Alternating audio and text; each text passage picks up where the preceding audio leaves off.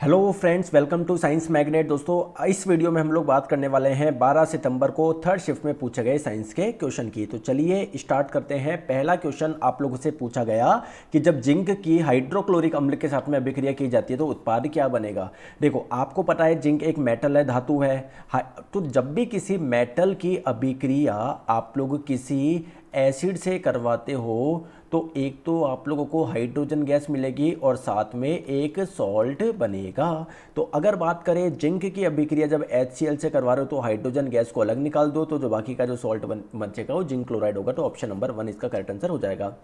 Next question पूछा गया उपास्थि ऊतक कहाँ नहीं पाया जाता है। दोस्तों, कार्टिलेज आपको पता है बोन का ही एक सॉफ्ट फॉर्म होता है और ये टिश्यू है, ऊतक है, क्योंकि बहुत सारी कोशिकाओं से मिलकर बना होता है। तो आपको नोज में मिल जाएगा, ईयर में मिल जाएगा, आपके लैरिंग्स जिसे आप लोग वॉइस बॉक्स भी बोलते हो, यहाँ पर भी मिल जाएगा। किडनी में आप लोगों को नहीं मिलेगा। तो करेक्ट आंसर ऑप्शन नंबर 4 हो जाएगा। चलिए नेक्स्ट क्वेश्चन पूछा गया श्रृंखला कनेक्शन में समतुल्य प्रतिरोध का सूत्र क्या है। 4 आप लोगों को ऑप्शन दिए हुए हैं।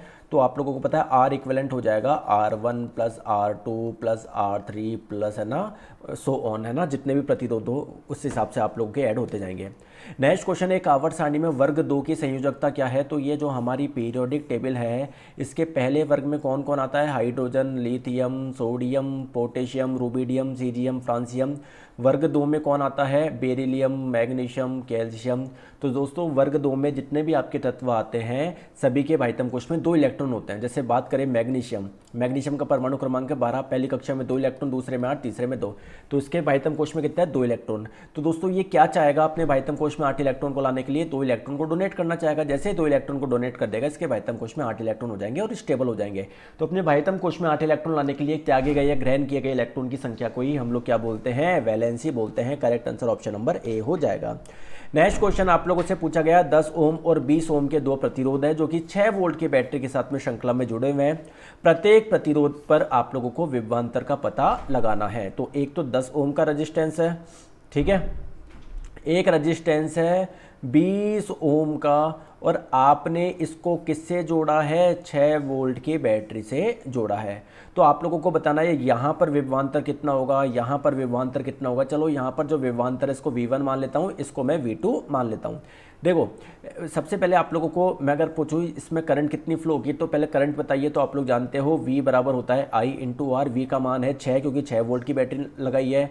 I का मान आपको निकालना है। R कौन सा लोगे, तो 2 प्रतिरोध सीरीज में श्रेणी में इनका इक्विवेलेंट निकाल लो। तो इक्विवेलेंट निकालने के लिए क्या करोगे, सिंपली इनको ऐड कर दो। तो 20 प्लस 10 कितना हो जाएगा, 30 हो जाएगा। तो I का मान हो जाएगा 6/30, या जिसे आप लोग 1/5 भी बोल सकते हो। अब आप लोगों को पता है V बराबर क्या होता है, I इंटू R, है ना। अब देखो ये करंट कितनी जा रही है आप लोगों की, 1/5 एम्पियर जा रही है। 1/5 एम्पियर इसमें से जाएगी और 1/5 एम्पियर इसमें से भी जाएगी। तो इसके लिए V का मान क्या होगा, विभवांतर का मान क्या होगा, V1 का मान अभी निकालता हूँ। तो इसमें करंट कितनी जा रही है, 1/5। इसका रजिस्टेंस कितना है, 10 है। तो 10 इंटू 1/5 यानी 2 वोल्ट इसका करेक्ट आंसर हो जाएगा। यहाँ पर 2 वोल्ट और यहाँ पर कितना हो जाएगा आप लोगों का, वही सेम I इंटू R लगा दो। I का मान तो सेम है ही क्योंकि करंट जितनी एक इसमें जाएगी उतनी ही इसमें जाएगी। तो I का मान तो 1/5 है। रजिस्टेंस का मान कितना है, यहाँ पर 20 है। तो 20/5 4 आप लोग का वोल्ट करेक्ट आंसर हो जाएगा। तो इसमें 2 वोल्ट है विभवांतर, इसमें 4 वोल्ट है। नेक्स्ट क्वेश्चन आप लोगों को उत्तल दर्पण दिया गया था। फोकल लंबाई दी गई है 10 सेंटीमीटर और यू का मान दिया हुआ है आप लोगों को 30 सेंटीमीटर। तो प्रतिबिंब की स्थिति आप लोगों को ज्ञात करनी है, वी का मान आप लोगों को निकालना है। तो देखो सिंपल सी बात है, कॉन्वेक्स मिरर यानी ये आप लोगों को उत्तल दर्पण दिया हुआ है ना। यू का मान, यू मतलब इससे आप लोगों ने दर्पण से कुछ वस्तु को रखा है, कितनी दूरी पर रखा है, 30 सेंटीमीटर की दूरी पर रखा है। एफ का मान दिया हुआ है, वी का मान निकालना है। तो दर्पण सूत्र लगा दो, क्या होता है, 1/f बराबर 1/u प्लस 1/v। एफ का मान है 10 प्लस 10 लो या माइनस 10 प्लस 10 लो क्योंकि कॉन्वेक्स है, उत्तल है। यू का मान हमेशा नेगेटिव में लेना ही है, यहाँ पर 30 है तो माइनस में लेना है, ठीक है। तो ये आपका क्या हो जाएगा, 1/-30 बोलो या -1/30 बात बराबर है, प्लस 1/v। तो 1/v का मान कितना हो जाएगा, 1/10 प्लस 1/30। आप लोग एलसीएम ले लीजिए, 30 इधर आ जाएगा, 3 इधर आ जाएगा, 1, 3 प्लस 1 बोल तो 4, तो इधर 4/30 आ गया। तो 1/v का मान अगर 4/30 आए तो v का मान कितना हो जाएगा, 30/4 हो जाएगा। चले आगे, चलिए नेक्स्ट क्वेश्चन आप लोगों से पूछा गया इनमें से किसमें सोडियम हाइड्रोक्साइड का यूज का उपयोग नहीं किया जाता है। तो सोडियम हाइड्रोक्साइड जिसका फॉर्मूला ये होता है और इसे आप लोग कास्टिक सोडा के नाम से भी जानते हो। तो इसका कागज़ के निर्माण में भी किया जाता है, साबुन बनाने में भी होता है, डिटर्जेंट बनाने में भी होता है, मिठाई बनाने में इसका नहीं होता। तो करेक्ट आंसर आप लोग का ऑप्शन नंबर 4 हो जाएगा। नेक्स्ट क्वेश्चन, क्या होता है जब लेड नाइट्रेट है ना, लेड नाइट्रेट पोटेशियम आयोडाइड के साथ में अभिक्रिया करता है। तो ये क्वेश्चन मतलब ये वाली रिएक्शन यार शायद 10-12 मेरे हिसाब से कम 10-12 बार आ चुकी है। तो लेड नाइट्रेट की अभिक्रिया जब आप लोग पोटेशियम आयोडाइड से करवाते हो तो लेड आयोडाइड बनता है, जो कि एक प्रेसिपिटेट होता है, अवक्षेप होता है येलो कलर का, और साथ में आप लोगों का KNO3 यानी पोटेशियम नाइट्रेट बनता है। नेक्स्ट क्वेश्चन, यदि किसी तार का प्रतिरोध तापमान के साथ में स्थिर रहता है तो तार किससे बना होता है। अब देखो आप लोगों को पता है ना, चाहे मेटल हो, जितने भी मेटल्स होते हैं है ना, उसका जो टेम्परेचर होता है वो चेंज होता ही होता है किसके साथ में, सॉरी रेजिस्टेंस चेंज होता ही है टेम्परेचर के साथ में। तो यार यहाँ तो तीनों के तीनों आप लोगों के चेंज होंगे, फोर्थ ऑप्शन आप लोगों को देखना पड़ेगा, ठीक है, बताइए क्लियर है। तो यहाँ तो तीनों के तीनों ही आप लोगों को मेटल दिए हुए हैं। तो इसमें से ऑप्शन नंबर मैं 4 देख लेता हूँ, अगर मेरे पास लिखा हो तो, which metal resistance does not, ठीक है।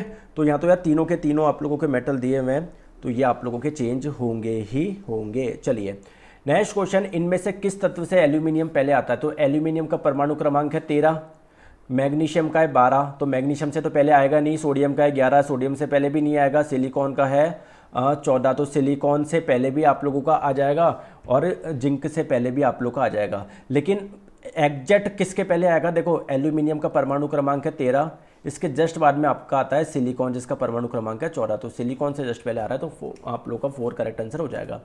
नेक्स्ट क्वेश्चन, जब एक किरण एक माध्यम से दूसरे माध्यम में जाती है तो इनमें से कौन सा सही है। तो आप लोगों को मैं बता दूं, इधर देखिए, ये जैसे मान लीजिए कोई प्रकाश किरण आ रही है, ये इंसिडेंट रे है, ये आपतित किरण है, मान लेते दोस्तों इसका अपवर्तन हो गया, ये ऐसे चली गई, तो ये अपवर्तित किरण है, और जहाँ पर ये आई उसके परपेंडिकुलर लाइन ड्रॉ करते हो ना, जिसे नॉर्मल अभिलंब बोलते हैं। तो दोस्तों आपतित किरण, अपवर्तित किरण, नॉर्मल तीनों एक ही प्लेन में होता है, ठीक है। तो इंसिडेंट रे, रिफ्रैक्टेड है, normal are in one plane, ठीक है। अभिलंब है ना, इसको अभिलंब बोलेंगे, ये तीनों एक ही बिंदु में होती है। किरण बिना झुके गमन करती है कि नहीं यार, इसकी बेंडिंग तो होगी ही होगी, है ना। चलिए नेक्स्ट क्वेश्चन, मेंडल ने अपने प्रयोग के लिए किस पौधे को चुना। तो सिंपल सा क्वेश्चन है, मटर के पौधे को उन्होंने चुना था। पौधे जो होते हैं अपना वेस्ट कहाँ पर स्टोर करते हैं, तो प्लांट की जो सेल होती है उसके अंदर काफ़ी एम्प्टी स्पेस होता है, जिसे आप लोग वैक्यूल रिक्तिका बोलते हो, तो उसमें उनका वेस्ट स्टोर होता है। क्वेश्चन बोला जा रहा है, कौन सी प्रजाति जन्म के समय मादा होती है लेकिन फिर नर में बदल सकती है। बेसिकली सेक्स चेंज किसमें हो सकता है, तो मछली की कुछ स्पीसीज होती है जिसमें ये वाली चीज़ें हो सकती है। तो करेक्ट आंसर आप लोग को ऑप्शन नंबर 1 हो जाएगा। नेक्स्ट क्वेश्चन, श्रृंखला कनेक्शन में समतुल्य प्रतिरोध का सूत्र क्या है। ये क्वेश्चन मैं आप लोग को करवा चुका हूँ, ठीक है। एक आप लोगों को क्वेश्चन दिया हुआ था, ऐसे कुछ डायग्राम दिए हुए थे जिसमें बोला जा रहा था कि ABCD है ना, इसमें से A पहला स्टेप है, तो सही स्टेप को आप लोगों को चुनना है। तो बेसिकली आप लोग ये देख पा रहे हो, ये जो फोटो यहाँ पर दिखाई गई ना, वो अमीबा की दिखाई गई है कि अमीबा किस प्रकार से भोजन लेता है और किस प्रकार से पाचन होता है। तो देखो ये अमीबा के पास में है ना, कलर मैं चेंज कर लेता हूँ जिससे आप लोग को दिख जाए। देखो जैसे अमीबा के पास में दोस्तों फूड आया तो ये अपने अंदर ऐसे जगह बना लेगा, जिसे है ना, देखो ऐसे जगह बना लेगा, फिर उसके अंदर ये भोजन जाएगा, फिर इसका मतलब कुल मिला के पहले डाइजेशन होगा, फिर एब्जॉर्प्शन, एसिमिलेशन, इजेशन, है ना। तो ये आप लोगों को सीक्वेंस सेट करना पड़ेगा। चलिए नेक्स्ट क्वेश्चन, एक क्वेश्चन पूछा गया था मैग्नेटिक फील्ड चुंबकीय क्षेत्र से के कुछ शेप की, कुछ आकृति की। अब वो देखना पड़ेगा, अगर आपका ये थर्ड शिफ्ट में पेपर था तो आप बताइएगा एग्जैक्ट क्वेश्चन कौन सा पूछा गया था। जैसे कि भाई किसी वायर में के चारों ओर जो मैग्नेटिक फील्ड होता है उसका शेप पूछा था, या किसी कॉइल में पूछा था। तो ये एक बार आप बताइएगा जिसका भी थर्ड शिफ्ट में था कि सर ये वाला पूछा गया था, ठीक है। तो ये क्वेश्चन थे थर्ड शिफ्ट के। Thank you so much. और दोस्तों for complete course science detail में पढ़ने के लिए आप लोग प्ले स्टोर पे साइंस मैग्नेट ऐप इंस्टॉल करके मुझसे जुड़ सकते हो मात्र 399 में, जहाँ पर आप लोगों को एक्सपेक्टेड टॉपिक्स भी मिल रहे हैं। तो प्ले स्टोर पर जाइए, साइंस मैग्नेट ऐप इंस्टॉल करिए, इसके कोर्स वाले सेक्शन में जाइए, यहाँ पर आप जाओगे, बाय नाउ आप लोग कर लीजिए और शानदार तरीके से अपनी तैयारी को कंटिन्यू करिए। तो वीडियो को लाइक करिए, शेयर करिए, चैनल सब्सक्राइब कर लीजिए, जिससे हर एक वीडियो का नोटिफिकेशन आप तक पहुंच जाए। Thank you so much.